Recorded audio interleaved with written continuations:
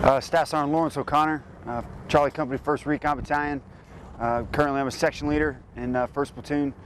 I've got 9 guys that I work with, and essentially, 9-man recon team, and I'm the leader of that.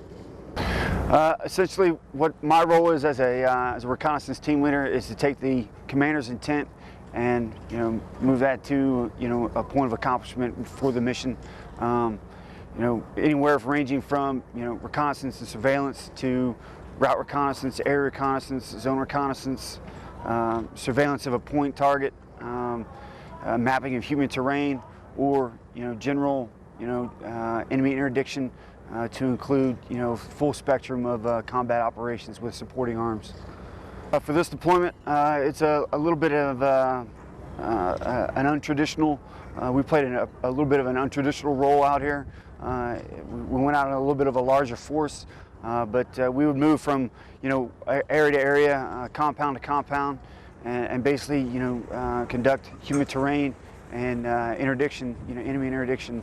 But the environment was definitely austere. Not only with just the enemy's vote, but also the actual living conditions. Living in trash, filth. It was pretty rough. We spent I want to say a total of 45 days here on Camp Leatherneck, so not a lot of time. We spent most of our time out in the field. Okay. Essentially, our mission is just that, enemy interdiction and map the human terrain for follow-on forces to bring that coin fight in. Because to win here in Afghanistan, it's not going to be how many Taliban you kill or how many guns you get off the street. It's how many people you help, because that's really the whole goal here is to separate the Taliban from the people.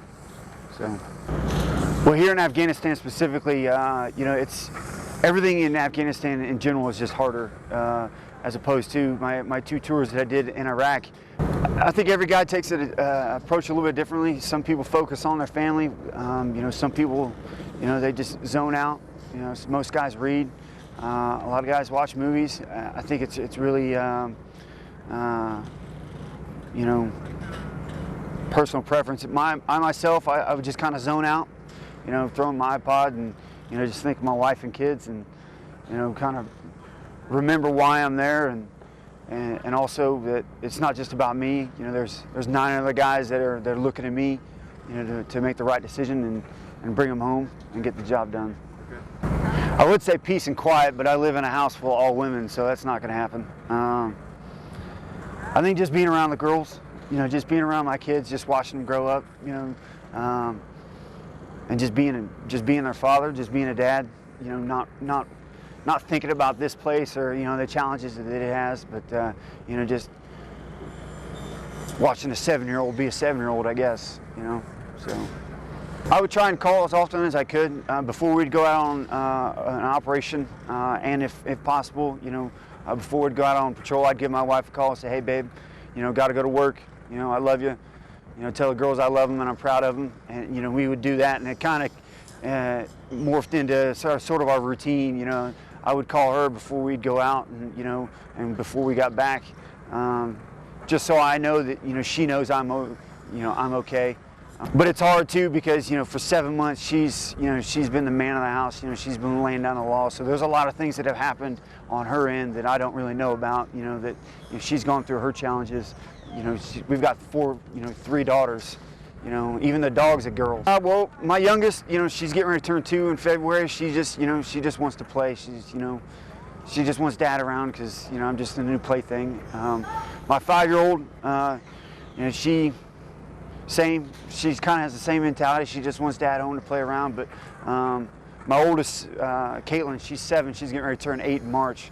I think she just wants a break away from her sisters, and she and I are a lot alike. She just wants dad around so she can just kind of talk and not really do much of anything, just hang out with dad, I guess. It's very hard for me to appreciate some of the challenges that she goes through on a day-to-day basis. Because I'm not there, I don't see what she goes through. She gets the girls into a routine, a day-to-day